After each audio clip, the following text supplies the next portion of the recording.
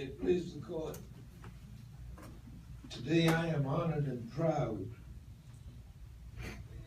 to move this honorable court to vacate the convictions of my clients, now known as the Rock Hill Nine. These courageous and determined South Carolinians have shown by their conduct and the faith the relief that they seek should be granted. We appreciate the cooperation shown by the 16th Circuit Solicitor's Office in assisting with this hearing, which much could be said about the insult these citizens endured in the 1960s. Let the decision of the court today show the resolve of South Carolina to work together, to learn together, yes, and to progress together, and to ensure the promises set forth in our Constitution, that all men are equal under the law. yes. On behalf of the named defendants, I move for the convictions to be entered in 1961 be vacated, and the court to issue an order affirming for good cause shown that justice and equity demand the motion be granted.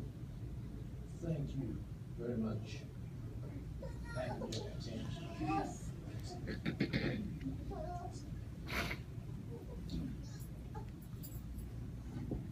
I call on Solicitor Brackett, who is joined by Deputy Solicitor Rita Dess, to respond.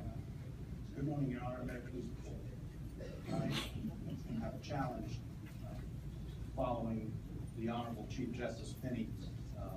I should just say I agree and sit down, but That's what I always dictates- do. Custom dictates that I lay out reasons for why I agree with the Chief Justice. The facts in this case are very straightforward. Your Honor. On January 31st, 1961, 10 students from Friendship College marched down to Main Street to take a seat at the McCrory's Five and Dime lunch counter. They did this knowing that the McCrory's lunch counter was a segregated whites-only lunch counter. They did this for the sole purpose of laying themselves before the conscience of the community and putting their very freedom at stake to make the point that the segregated lunch counters in Rock Hill and across the South were wrong, and that the policies and laws that supported these segregated counters and other segregated facilities and public facilities in the South were wrong, and that something needed to change. They sat down, they did not create a disturbance, they did nothing untowards while in the diner that would have warranted their removal from the diner. But upon sitting down, almost immediately, they were seized by law enforcement officers, taken out of the diner, placed under arrest for trespassing. The record is abundantly clear. There is only one reason these men were arrested. There's only one reason that they were charged and convicted for trespassing, and that is because they were black. That could not happen today. It was wrong then, it's wrong today.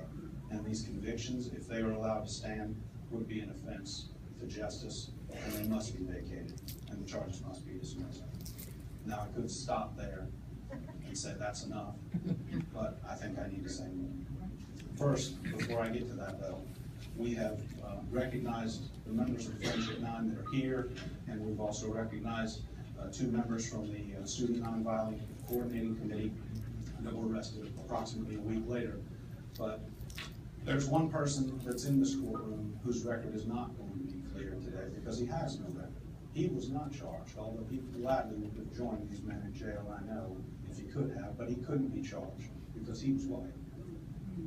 And he exhibited, in the face of overwhelming public pressure and popular opinion, an extraordinary courage and an extraordinary amount of determination in supporting these men. And I am, of course, referring to the catalyst of the community, and we are honored to have him with us today, Brother David Boone.